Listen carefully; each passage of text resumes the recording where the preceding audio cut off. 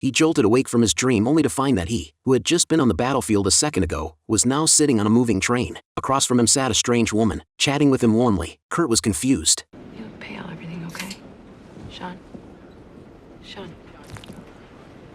Sean was not his name. He suspected this was all a dream, yet the dream felt so incredibly real. Just then, the conductor came to check tickets. While Kurt was still in a daze, the woman naturally pulled a ticket from his coat pocket. Hearing her repeatedly call him Sean, he finally couldn't hold back and spoke up. He said he was Captain Kurt Stevens of the United States Army, who piloted helicopters in Afghanistan. But to the woman, his words sounded like an absurd joke. To figure out his situation, Kurt carefully observed his surroundings when the train stopped midway. But the interweaving sense of reality and unfamiliarity left him bewildered. Just as he was about to step off the train, he heard someone call out "Sir" behind him. It turned out to be a young man reminding a passenger ahead that they had dropped their wallet. From the young man, Kurt learned the train was heading to Chicago. Completely puzzled, Kurt returned to his seat, only to suddenly see an unfamiliar face reflected in the train window. Kurt panicked and rushed into the restroom. He didn't look in the mirror immediately. Instead, he closed the door, took a deep breath, and then slowly turned around. The face in the mirror was utterly unfamiliar.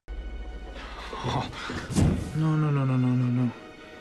He checked the ID in the wallet, confirming that the owner of this face was indeed named Sean, a local teacher. But how could he not know his own name and appearance? His series of abrupt actions had drawn the woman's concern. Just as another train passed by in the opposite direction, she softly reassured Kurt that everything would be all right. Yet before her words faded, the entire train suddenly exploded. The burning pain felt so real, but Kurt did not die. He woke up again in an unfamiliar space, face to face with another unfamiliar woman. In response to Kurt's urgent questions, the woman acted as if she hadn't heard, simply moving closer to the screen to let him see her clearly and asking him to repeat her name. It was as if they already knew each other, and Kurt's memory was simply confused. Then, after playing a video and having Kurt recite a passage, he remembered her name was Gwen, but his mind was still full of questions. When had he returned from the battlefield to the US? What was this device trapping him? Gwen didn't answer, only told him to prepare to go back to before the explosion and investigate who placed the bomb. Before she finished speaking, Kurt woke up again on the train, and there was still that same unfamiliar woman across from him, saying the same things, coffee spilling on his foot again. Every tiny sensation exactly the same. Kurt couldn't help but reach out to touch her to test if it was real, but was interrupted by the conductor checking tickets. And there was a man constantly checking his watch and asking for the time. The more someone focuses on time, the more likely they are the bomber. Kurt quickly identified a suspect, but the woman stopped him. That man was a comedian rushing to a show. Both she and Sean knew him well, but Kurt knew nothing about him. To complete the mission, Kurt began searching the train car, but every detail was identical to the last time. He soon thought the restroom might be the only place to hide a bomb. Sure enough, he found signs that the ventilation grill had been moved. He climbed onto the sink to look, and there it was, a bomb that could be detonated by cell phone.